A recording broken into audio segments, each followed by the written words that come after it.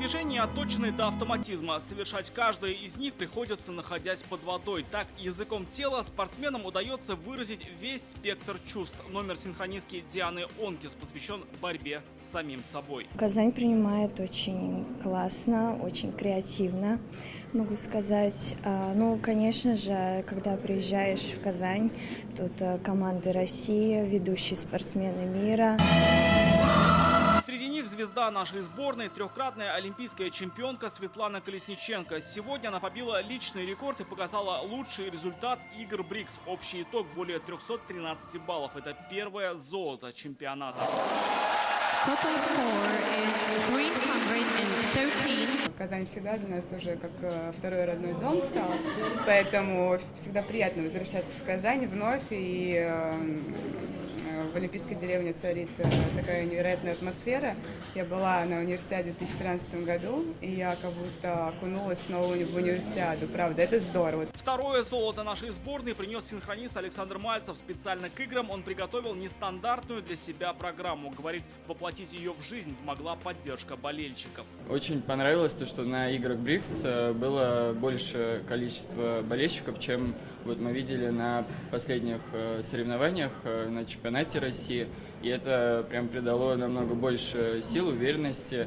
И очень хочется, чтобы так было и дальше. Во время перерыва можно попробовать внести ясность в то, почему именно эта программа считается одной из самых сложных для каждого спортсмена. Техническое выступление подразумевает демонстрацию всех имеющихся элементов синхронного плавания за строго ограниченное время. По итогу спортсмены даже не успевают дышать. За все время номера не более 20 секунд. Почти весь пьедестал российские спортсмены заняли и в многоборье по спортивной гимнастике. Золото принес казанец Даниил Маринов. Для татарстанского гимнаста игры БРИКС – это первые международные старты. Серебро завоевал олимпийский чемпион Артур Далалаян. Бронзу – белорусский спортсмен Егор Шарамков. Еще один олимпийский чемпион Никита Нагорный был вынужден сняться с многоборья из-за травмы руки. «Сегодня я проиграл», – написал он в соцсетях. Это уже спорткомплекс Тулпар, и на арене тяжелоатлеты. За считанные секунды нужно поднять над головой вес, порой в 2 или 3 раза превышающий свой собственный. Россиянин Олег Мусахранов в сумме берет 260 килограммов при весе в 61.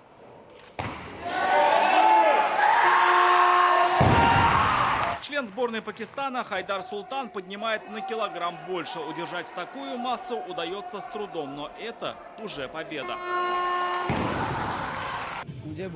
Ощущения невероятные, экстонация была за моей спиной. Все это меня очень сильно поддерживало, помогало. И, конечно же, это придает очень много сил, поэтому я преуспел и победил. Этим спортсменам придает силы чистый воздух и прохладная вода. В центре гребных видов спорта сегодня шли предварительные заплывы по академической гребле. Победила студентка Поволжского университета спорта Мелани Жакупова. На играх стран БРИКС представляет Казахстан. Конечно, жара нереально, боковой ветер, но я думаю, что неплохо справилась, поэтому как-то так. Члены нашей сборной выйдут на старт в воскресенье, но уже в предвкушении. Очень приятно погоняться с участниками БРИКС.